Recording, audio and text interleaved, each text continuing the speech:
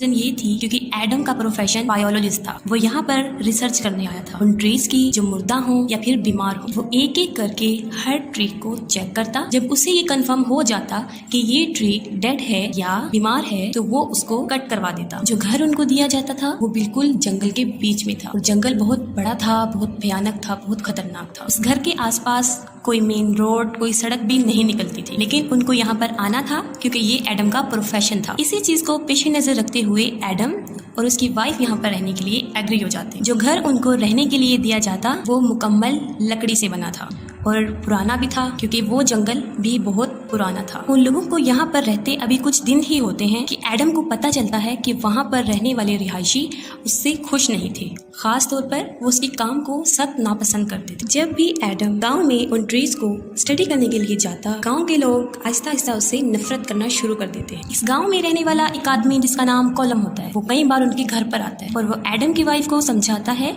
कि जो उसका हस्बैंड कर रहा है वो ठीक नहीं है, उसे बंद किया जाए क्योंकि वो बहुत गलत है और उसको नहीं पता कि वो ये इसके पीछे कितनी बड़ी रिस्क ले सकता है, कितना डेंजर हो सकता है ये। एडम की वाइफ उसकी बातें सुन लेती है। उसके बाद वो एडम को बताती है कि एक बार आपको उसकी बात सुन लेनी चाहिए कि वो क्या कहना चाहता है, लेकिन एडम उसकी बात को इग्नोर कर देता है और ये कह देता है कि ये सब मुझे यहाँ से भगाने की साजिश है और कुछ नहीं, क्योंकि एडम यहाँ पर इरादा करके आया था कि वो अपना काम किए बगैर यहाँ से नहीं जाएगा और वो किसी भी सूरत में अपने काम को अधूरा छोड़ना नहीं चाहता था। फिर हम देखते हैं कि कॉलम एडम की वाइफ को बार बार समझाने की कोशिश करता है। वो सब इसलिए कर रहा होता है क्योंकि कुछ साल पहले उसकी बेटी भी इसी जंगल में गुम हो जाती है, जो दोबारा वापस कभी भी नहीं आती। उसकी बेटी की ना कोई डेड बॉडी मिली और ना वो उनको जिंदा मिली। उसकी वजह क्या थी ये कोई नहीं जानता था सिवाय वहाँ के रहने वालों की, क्योंकि गाँव के लोगों को पता था कि इसके पीछे बहुत सी कहानियां हैं जिसपे वो मुकम्मल ट्रस्ट करते थे। गांव वालों की सोच के मुताबिक उस जंगल में उनके अलावा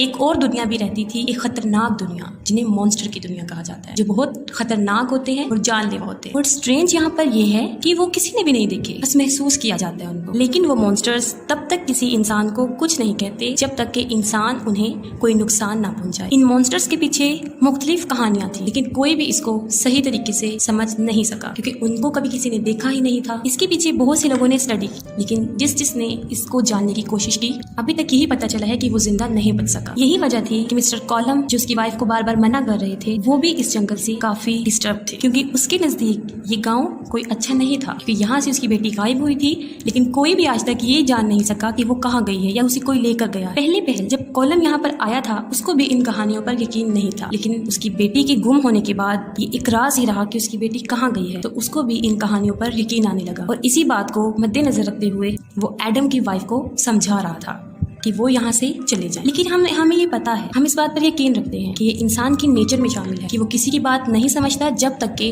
खुद उस मसले से, उस बात से दो चार ना हो जाए, जब तक कि वो खुद उसका एक्सपीरियंस हासिल ना करे। एडम के साथ भी यही था, वो इन सबको फिक्टोरिया समझ रहा था, रियलिटी नहीं। अपनी स्टडी के दौरान एडम को यहाँ पर काफी अजीब चीजें महसूस और उसने देखी। वो जंगल में अपने रिसर्च के लिए जाता है तो वो देखता है कि दरख्त में से ब्लैक तरह का लिक्विड निकल रहा है। उसके बाद वो ब्लैक लिक्विड पर रिसर्च करता है। वो देखता है कि इस तरह का स्ट्रक्चर उसने आज से पहले कभी भी नहीं देखा, लेकिन फिर भी वो उसको उन मॉन्स्टर से कंपेयर नहीं करता और अपनी स्टडी को, अपनी रिसर्च को आगे बढ़ाता है। वो समझता है कि ये एक न्यू इन्वेंशन है, लेकिन हम क्या देखते हैं कि उसी रात से उनके साथ वाकयात होना शुरू हो जाते हैं, उनके साथ कुछ भयानक होना शुरू हो जाता है। उनके साथ जो पहला इंसिडेंट होता है वो ये होता है कि उनके बेबी के रूम से कुछ अजीबोगरीब आवाजें आने लगी और उसके बाद बेबी के रोने की आवाज। ये सुनकर दोनों हस्बैंड वाइफ अपने बेबी के रूम में उसे देखने जाते हैं। बेबी के रूम में आते ही वो देखते हैं कि किसी ने वहाँ पर लैंप और विंडो के शीशे को तोड़ दिया। इस सिचुएशन को देखते हुए वो फौरन पुलिस को कॉल कर देती। उसके बाद एडम को ये बात महसूस होती है कि ये किसी की शरारत है, वहाँ पे रहने वालों की, जो उनको डराना चाहते हैं ताकि वो अपना काम, अपनी रिसर्च यहाँ पर छोड़कर यहाँ से चले जाएं। जब पुलिस वाला वहाँ पर पहुंच जाता है, वो सारी सिचुएशन को देखने के बाद एडम को बताता है एक अजीब बात कि ये किसी बर्ड का काम है, किसी इंसान का काम नहीं। पुलिस वाला उनको ये भी बताता है कि इस जंगल में काफी अजीबोगरीब चीजें रहती और उनको यहाँ से चले जाना चाहिए, लेकिन एडम उसकी बात पर भी यकीन नहीं करता और क्लेयर उसकी बातों से डर जाती है। पुलिस वाले की बातें सुनने के दौरान एडम की वाइफ को याद आता है कि जब वो यहाँ पर आए थे उनके घर के विंडोज पर लोहे के बड़े बड़े रॉड लगे हुए थे। दिखने में ये चीज काफी अजीबोगरीब नजर आई, इसीलिए उसकी वाइफ ने वो सारे रॉड वहाँ से हटा दिए। उसकी वाइफ को उस जगह से खौफ आने लगता है और वो भी उन लोगों की बातों पे यकीन करना शुरू हो जाता है, लेकिन एडम उसको समझाता है कि ऐसा कुछ नहीं होता, ये सब उन लोगों की चाल है। फिर हम देखते हैं अगले दिन एडम अपने बेटे को लेकर मार्केट कुछ परचेजिंग करने जाता है और वो देखता है उन लोगों का रवैया तो काफी हैरान हो जाता है कि कोई भी उनको पसंद नहीं करता। गांव के लोगों का बिहेवियर देखकर वो काफी डिसहार्ट होता है और उनके आने जाने का जो रास्ता होता है वो बाकी लोगों से अलग रखा गया था। खरीदारी करने के बाद शाम को वो वापिस अपने घर पर लौट कर आता है, लेकिन क्या देखा जाता है कि बीच जंगल में उनकी गाड़ी खराब और उसे अपने से ज्यादा अपने बेटे की फिक्र होती है जो कार में उसके साथ होता है, और उनकी गाड़ी ठीक नहीं होती और उनको वहीं पर शाम हो जाती है और शाम तक वो आवाजें और तेज होना शुरू हो जाती है। इसके बाद वो अपने प्रोटेक्शन के लिए डिग्गी खोलता है और उसमें से कुछ निकालता है। वो डिग्गी से सामान निकाल ही रहा होता है कि अचानक उस पे कोई चीज हमला कर देती है और वो डिग्गी के अंदर गिर जाता है और अंदर जाकर बेहोश हो जाता है और काफी देर तक वो वहीं पड़ा रहता है। और जब उसको होश आती है तो वो देखता है मैं तो डिग्गी में बंद हूँ और मेरा बेटा भी रो रहा है गाड़ी। अभी ये सोच ही रहा होता है कि उसको कुछ आहट महसूस होती है कि कोई गाड़ी के ऊपर चढ़ रहा है, कोई दरवाजा खोलने की कोशिश कर रहा है। वो अपने बच्चे की जान बचाने के लिए डिग्गी से निकलने की काफी कोशिश करता है, स्ट्रगल करता है, लेकिन ऐसा नहीं कर पाता। उसके बाद वो पिछली सीट को फाड़ देता है और उसमें से सुराख करके अपने बेटे को वहां से निकाल देता है और अपने बेटे की जान बचा लेता है। उसके बाद वो अपने बेटे को लेकर वापस घर आ जाता है और काफी डिसअपॉइंट होता है कि अब उसको भी ये कहानियां सच लगने लगी कि उसके साथ लाइव इंसिडेंट हो चुका था। वो काफी अजीब होता है, अपनी गन लेता है और फौरन पुलिस को फोन करता है। ये सब माजरा देखकर क्लेयर बुरी तरह डर जाती है। उसकी थोड़ी ही देर बाद हम देखते हैं कि घर में लाइट ऑफ हो जाती है और वो लोग पूरी तरह डर जाते हैं क्योंकि वहाँ पर उन्हें किसी के मौजूद होने का एहसास। उसके बाद एडम भी उस जगह को छोड़ने का फैसला कर लेता है। वो अपनी बीवी को कहता है कि वो कुछ जरूरी सामान अपने साथ ले ले क्योंकि आज रात उनको वो जगह छोड़नी है क्योंकि वो यहाँ से जा रहे हैं। एडम सोचता है कि हमारी हेल्प करने वाला यहाँ कोई नहीं है तो मैं अपनी बेबी और अपनी वाइफ को लेकर खुद ही गाड़ी ड्राइव करूंगा और उन्हें यहाँ से ले। अभी वो अपने घर से निकल ही रहे होते हैं कि वो देखते हैं उनके आसपास मॉन्स्टर्स हैं। उन्हें ऐसा फील होता है लेकिन वो उनको नजर नहीं आते क्योंकि वो अंधेरे में। इस दौरान उनका डॉग गुम हो जाता है जिससे वो मजीद खौफजदा हो जाते हैं। किसी तरह बड़ी मुश्किल से वो अपनी गाड़ी की तरफ जाते हैं और एडम उसको स्टार्ट करने की कोशिश करता है। उनके इर्द गिर्द बहुत से मॉन्स्टर्स थे और अब वो उनको नजर आने भी लगे थे और वो उन लोगों को मजीद डरा रहे थे जिससे क्लेयर बहुत ज्यादा डर जाती है और उसके हाथ से गाड़ी बेकाबू हो जाती है और गाड़ी उनकी उलट जाती है। उसके बाद वो लोग बहुत मुश्किल में फंस जाते हैं। उनके पास कोई रास्ता नहीं होता, इसीलिए वो दोबारा लौटकर अपने घर वापस आ जाते हैं और किसी जगह पर जाकर छुप जाते हैं ताकि वो वहाँ पर जिंदा रह सके। उन लोगों को ये रियलाइज हो जाता है कि यहाँ से निकलना आसान नहीं, काफी मुश्किलात आ। वो दोनों उन मॉन्स्टर्स को डिस्कस कर रहे होते हैं, काफी हद तक उन मॉन्स्टर्स की बातों के बारे में जान लेते हैं। उन मॉन्स्टर्स की हकीकत उन्हें पता चलना शुरू हो जाता है। क्लियर उसे बताती है कि ये लोग रोशनी और अंधेरे से बहुत ज्यादा डरते हैं और उन्हें बर्दाश्त नहीं कर पाते। वो उसे बताती है कि जब हम यहाँ पर आए थे स्टार्टिंग में तो वो देखती है कि लोहे के राड वहाँ नजर थे। वो सोचती है कि ये वैसे ही किसी ने फजूल लगाए हैं, इसीलिए वो ये सोचकर उनको वहाँ से उतार कर फेंक देती है। लेकिन अब हमें पता चलता है कि वो क्यों लगाए गए थे, क्योंकि जो वहाँ पर रहता था उनसे पहले वो इस मसले से दो चार था, उसे काफी मुश्किलात आई थी। उसने अपनी सेफ्टी के लिए वो लोहे के राड वहाँ पर लगाए थे। वो मॉन्स्टर्स तादाद में इतने ज्यादा थे कि कुछ अंदाजा नहीं लगाया जा सकता। एडम और उसकी वाइफ जब ये सब बातें कर रहे होते हैं तो उन्हें अपने आसपास कुछ आहट महसूस होती है कि जैसे वहाँ पर मॉन्स्टर्स है। एडम उठता है और दरवाजे से बाहर झांकता है और देखता है कि वहाँ पर क्या चीज है। वो अभी देख रहा होता है कि अचानक से एक लंबी सी सुई उसकी आंख में चली जाती है। उसके बाद एडम बुरी तरह पीछे गिर जाता है क्योंकि उसकी आंख काफी जख्मी हो जाती है और उसमें से खून आने लग जाता है। और वो सुई किसने डाली थी? वो उन मॉन्स्टर्स का ही काम था। वो कहते हैं कि हमें सुबह तक जिंदा रहना है क्योंकि सुबह की रोशनी में वो कभी इन पर हमला नहीं कर सकेंगी और वो यहाँ से चले जाएंगे। लेकिन उनके ऊपर ये रात बहुत भारी थी और उनके लिए गुजारना काफी मुश्किल था। वहाँ पर लाइट मौजूद नहीं थी। ये देखते हुए एडम बेसमेंट में जाता है और रोशनी के लिए जनरेटर को स्टार्ट करना शुरू कर देता है। वो जनरेटर स्टार्ट कर रहा होता है कि उसको अपने अंदर